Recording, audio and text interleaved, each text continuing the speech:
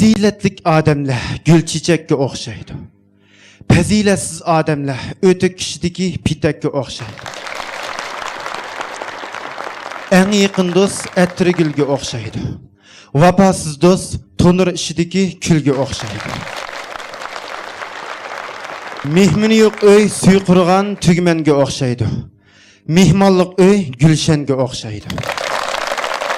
Akıl idirektim mehrum kalan baş susuz bulakka okşaydı. Önersiz adam meyvesiz derehke okşaydı.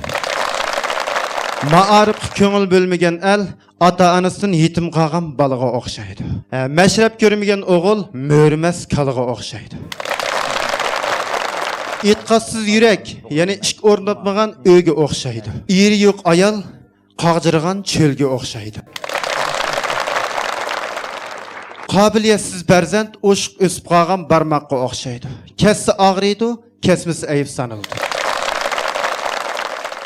İş püt buzulgan ayal çekilip ketken canan çinige okşaydı. Onunki ahlakı saxtıqınıga okşaydı. Yani yusa çıkıp gidiyordu.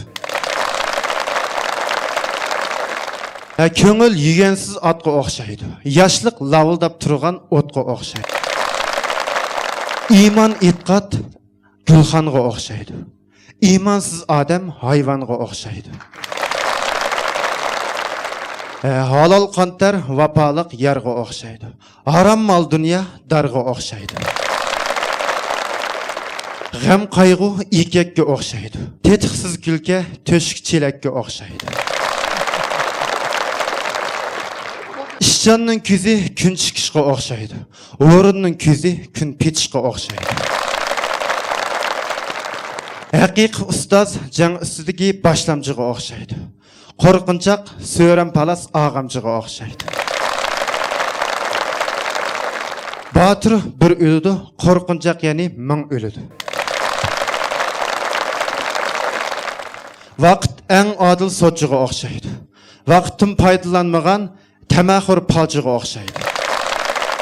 Bir akılgı mensep bergenlik bokunu usulga sağanga okşaydı. Palvan jigit yurtның türükge okşaydı. Hain kiçik balının leglikge okşaydı. Ersiz öy çaq yok harvaga okşaydı. Yaxşı söz halvaga okşaydı. Nanның qattıqı yaxşı, gepning tatlıqı yaxşı. Gepning eniqi yaxşı, çayning qeniqi yaxşı. Bu söz hikmetlerge kulak sağan mihmallarga köptün köp rahmet, hem faqat ziyan zahmet.